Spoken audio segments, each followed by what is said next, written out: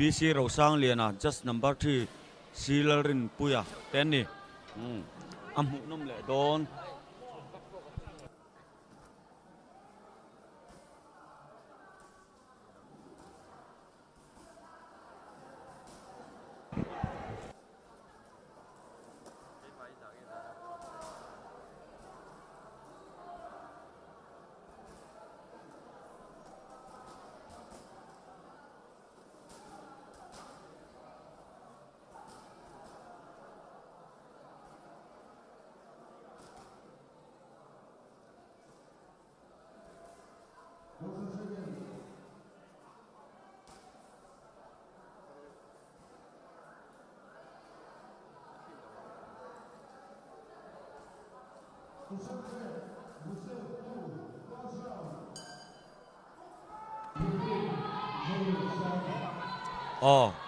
tuna in khel kan en le tur hi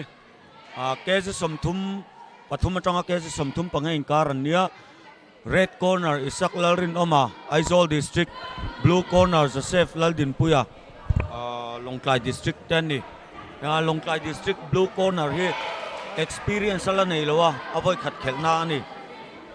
lo enang an pa ngai thei khop mai voi khat khelna po hian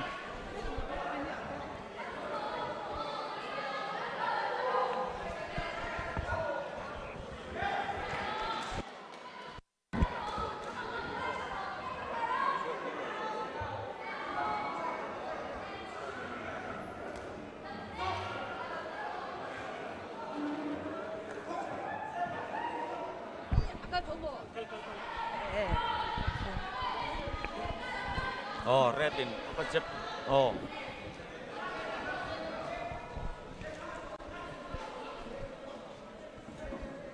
red key Issak Lalrin Oma Aizawl district ania blue corner Joseph Laldinpuia Lunglei district ten ni Lunglei district ki kan soinon leang ring avoi khat luna tuna kan red in arai kin awa nek phuzau mai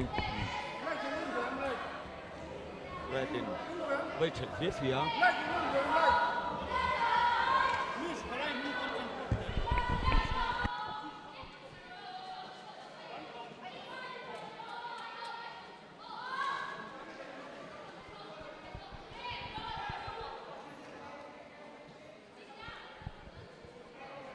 red pokhi avoi khat khelna ani an voi khat khelna chon apa ngai amhu nom khop mai an khel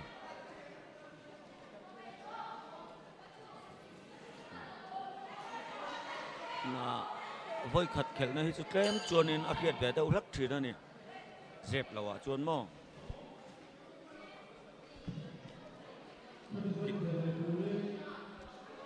kezi somthum pathum atanga kezi somthum pangai in kar ten nia red corner ki Issak Lalrin Oma Aizawl district Joseph Laldinpuia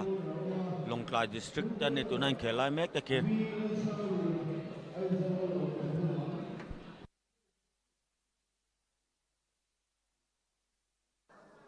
kan referee ki zawrem sanga ani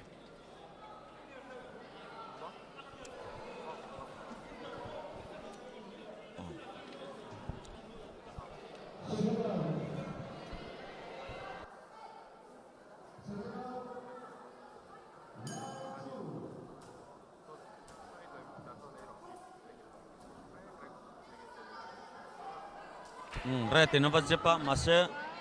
thenglo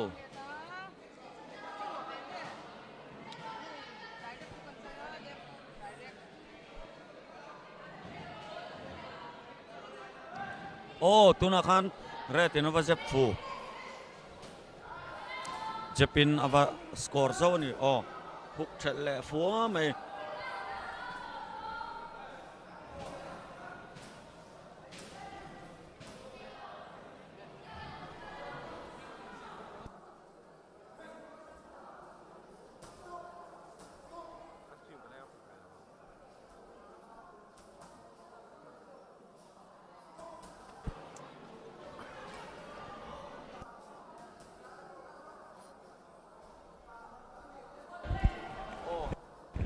blue yan he ka one chun chua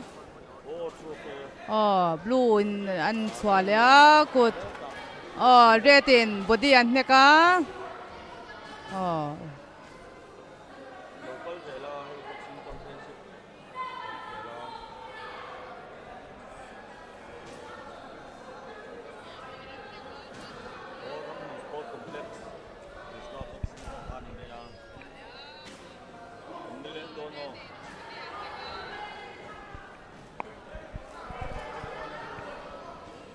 blue in right direct hook kan hanga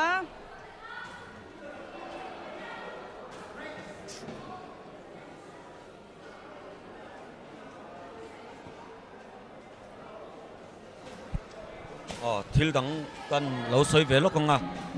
junior national sang kha jakwa som ko paruk kuma junior national khel te kha intimate yang khamit chuma khel te kha in an tlai seta anin buk thei to lawa chumi chum chuan sar thang liana ram hun sau tami kan senior boxer hian ani kha services team a khan alo om to ani khan services team kania he mi te hi karamte ania an khel turani anin buk turani atia asoi puya chumi chum chuanin official ho khan in buk an phal to lawa chuan sar thang liana khan awa soi puya mo chuan aim buk theya an khelle thei pha chumi chum chuanin manager sarzoram thanga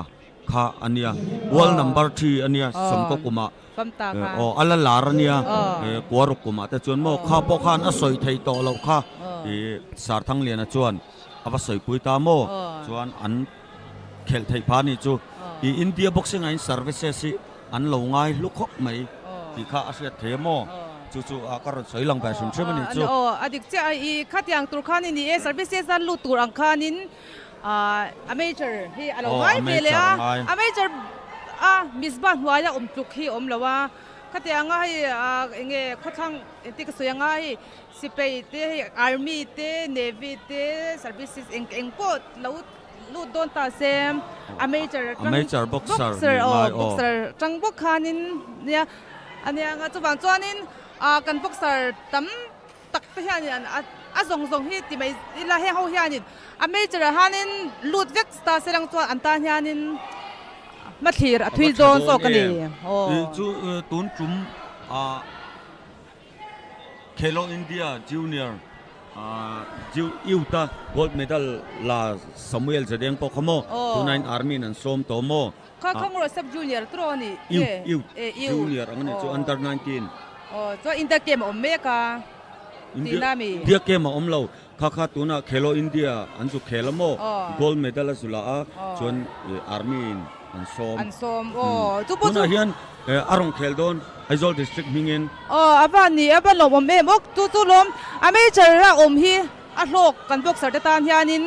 lo shete u ti hi war takin karon soi non le ani em boxer tamjok he amateur om hi ham thatna na satak tam taka om ani golden ring te pon bot sai chawdo na khatinga khanin professional ang mai tamjok na turin sum a hlok thai na tur kha thik thok hian an boi pui me kani ti kha kanan soilang le bokani thik thok hianin boxing hi aron promote thakop mai alom om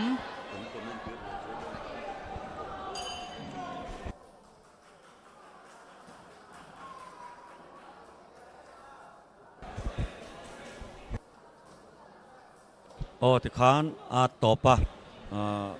tu nge chakang result mai khaleng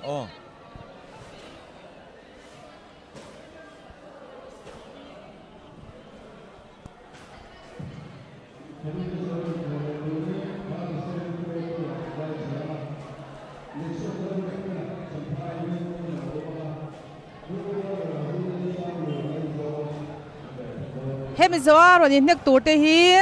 red corner nik sondal ruat fila champhai ron omanga blue corner vil sang lura Aizawl teron omdoni ke sum thum pasari tanga somli inkar